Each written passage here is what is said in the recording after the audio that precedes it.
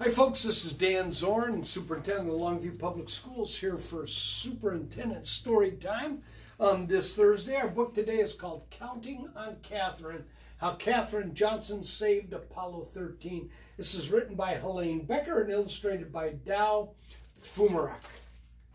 Again, this is Counting on Katherine. Katherine loved to count. She counted the steps to the road, the steps up to the church, the number of dishes and spoons she washed in the bright white sink. The only thing she didn't count were the stars in the sky. Only a fool, she thought, would try that. Even so, the stars sparked her imagination. What was out there? Katherine yearned to know as much as she could about numbers, about the universe, about everything. Katherine's boundless curiosity turned her into a star student. She was so bright, she skipped 3 whole grades. She catapulted right past her brother. He wasn't too happy about that. By the time she turned 10, Katherine was ready for high school. But back then, America was legally segregated by race. Her town's high school didn't admit black students of any age. Katherine burned with fury. She wanted more than anything to keep learning. There was still so much to know.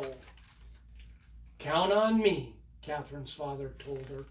By working night and day, he earned enough money to move the family to a town with a black high school. Katherine loved high school. She was good at every subject, but math was still her favorite. She dreamed of becoming a research mathematician, making discoveries about the number patterns that are the foundations of our universe. In those days, though, there were no jobs as research mathematicians for women. Professions most available to them were teaching and nursing, so Katherine became an elementary school teacher. She liked her job and she loved her students, but she never stopped dreaming about exploring numbers. In the 1950s, the U.S. government's National Advisory Committee on Aeronautics, NASA, hired thousands of new employees. It even started hiring black women as mathematicians. Katherine heard about the mathematician jobs. Her heart raced with excitement. Perhaps her dream could come true after all. But when she applied for one of the positions, she was told they were already filled. Katherine had to wait a whole year until new spots opened up. Her patience paid off, and she got the job. A few years later, the Soviet Union sent a rocket ship into space, launching a space race with the United States. NACA was rolled into a new space agency, the National Aeronautics and Space Administration, NASA. Katherine now found herself at the heart of America's space program. She worked as a computer. Electronic computers were not widely used yet. All the computers were women. They were given the tasks that men thought were boring and unimportant. Well, that didn't bother Katherine. She knew that without her contributions, a spaceship couldn't reach the destination nor safely return to Earth. Here's why. Sending a rocket ship into space is like throwing a ball into the air. At first, the force of the throw sends the ball up, up, up, but as its energy runs out, the ball's path curves back toward the ground. Where it lands depends on what angle it was thrown and how high and how fast it flew. Because math is a kind of language, Katherine could ask those questions. How high would the rocket ship go, and how fast would it travel? Using numbers. And numbers would provide the all-important answer, where would it land? To find out, Katherine plotted the numbers she'd calculated on a graph. When she joined the points together, they formed a curved line. At one end of that line was Earth at the time the rocket ship launched. At the other was where the Earth would be when the ship landed.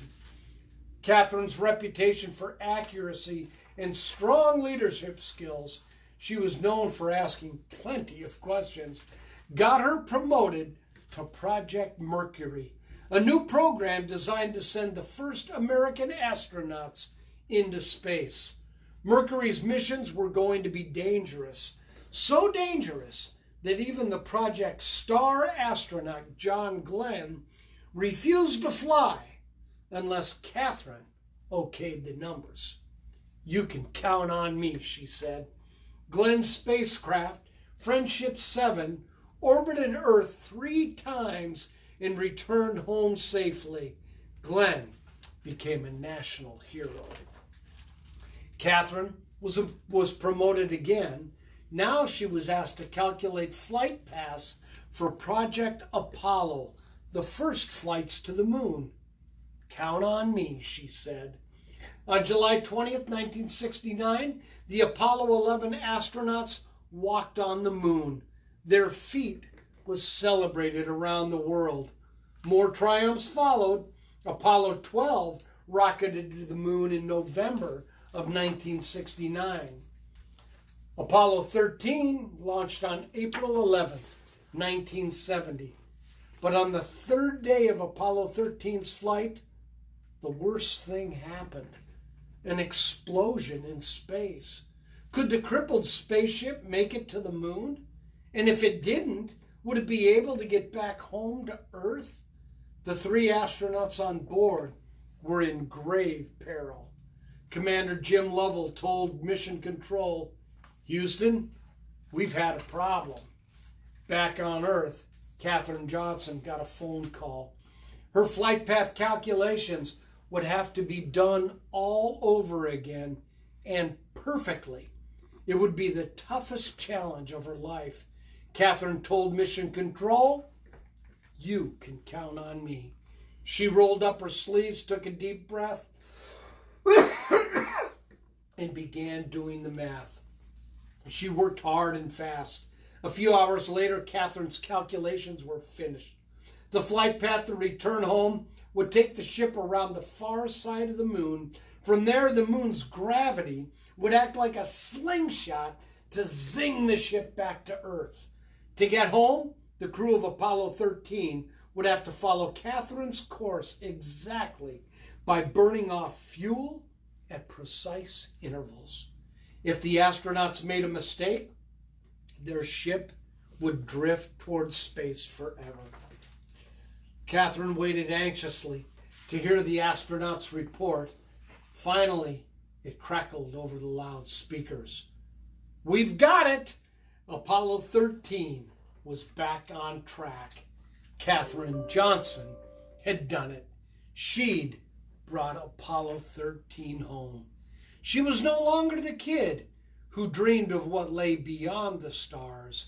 She was now a star herself.